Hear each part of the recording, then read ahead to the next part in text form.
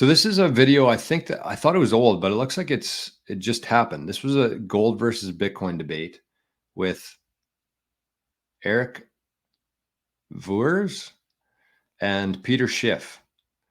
And so he's talking about the fact that back in 2013, when Peter Schiff was bashing Bitcoin, Bitcoin essentially had to prove itself in 2013. It was only a couple years old, and Bitcoin still was having to prove itself to prove the fact that people are actually going to use this and value this currency.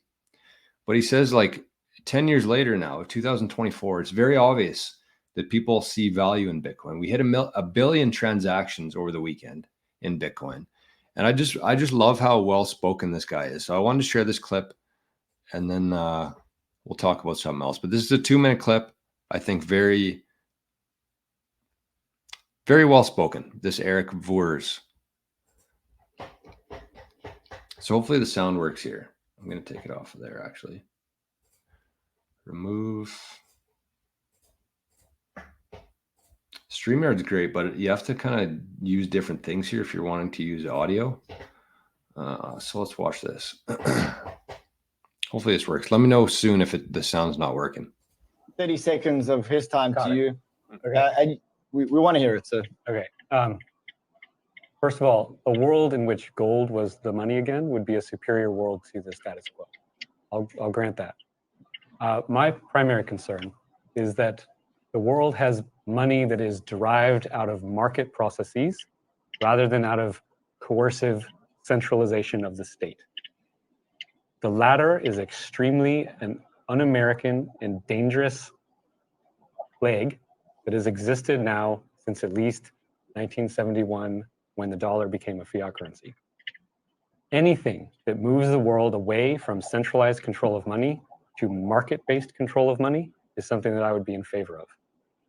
Peter, I will praise you if you can get the world to accept gold again as a form of normal money. That would be great.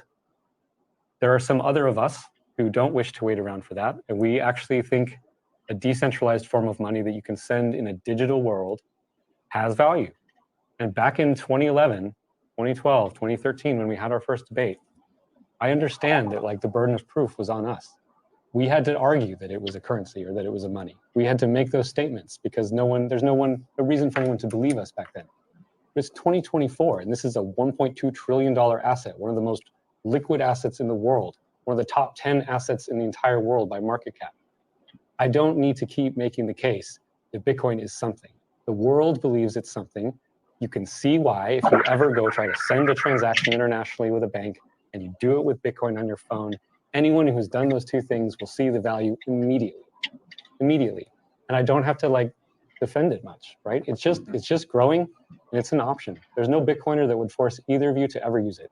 And if you want to stay in the traditional financial system, go down with the Titanic, go for it. Many of us are choosing an alternative. I'm on the Voorhees life raft, just so you know. Well, I'm not going down with the ship.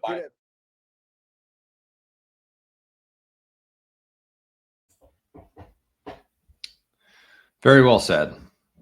There's nothing to prove anymore. There's nothing to prove. There's things to worry about in terms of centralization, how Bitcoin could possibly go wrong if we're not careful with it.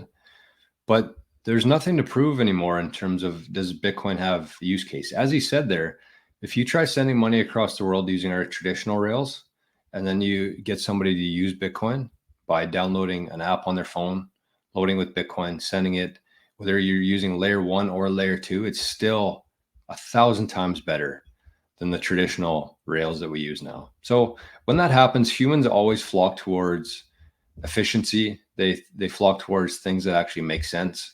And it's really just a matter of time when people figure that out. The shitty thing is that all of these institutions, like we've been talking about the whole day or the whole show today, the BlackRocks, the MicroStrategies, the blocks, they're going to be bringing in the institutional money. When that money shows up, the price is going to go crazy. And by that point, the people out there like you and like me, they're not going to get a whole lot of sats for that anymore, which is pretty sad. And I mean, we can only stand here and scream so long without running out of breath, essentially. So that's the sad thing for me, is that we are running out of time. I think the average person is going to miss out on Bitcoin just because they're so stubborn and they don't have enough time. That's the thing about kind of the situation we're in right now. The fiat world, the people who are still living in the fiat world, they go to work every day. They're working their asses off just to survive. Just to survive. When they get home, they're tired. They turn on Netflix. They want to numb their mind for the night. They don't have time to be exploring this stuff because they're exhausted from the fiat system. It's wearing them down. They don't have any extra time to be looking into Bitcoin. And so what's going to happen here, I think this is my prediction for the year, and I've been saying this for a while now, but we're going to see all this institutional money, all these countries are going to get into Bitcoin. It's going to scream up here. It's going to slowly keep going up over the summer. It's going to shoot up in the fall. And by that time, that's when people will start opening their minds and opening their ears to it. And it'll be too late at that point. I mean, not too late, but they're going to miss out on a lot of wealth that they could have had by simply taking a little bit of time, opening the mind up a little bit, taking a little bit of time, trying to learn this thing. And even if they don't understand it right now, just buying some, getting some exposure to this thing. And that's kind of what I want to end the show with today, is that with all this happening here, it's pretty clear that Bitcoin's not going away. It's pretty clear that because of the supply and demand nature and the market aspect of Bitcoin, the value and the price of Bitcoin will continue to go up. It's not a secret. It's not a prediction. It's just what's happening right now. So with that, because that's happening, because all of these big institutions, these countries are getting into Bitcoin, they're going to want to control it. They're going to do everything that they can to try to control Bitcoin. They can't stop it. They're going to try to control it. And so that's why the title of the show is Come and Get It. Because I really want you to understand the fact that if you do things right here in Bitcoin, if you take the time and you learn about Bitcoin and you buy Bitcoin, you earn some Bitcoin, and you learn how to store that Bitcoin properly, there's nothing that they can do to take that Bitcoin from you. Once you get to that point of understanding within Bitcoin that there's nothing that they can do other than kill you.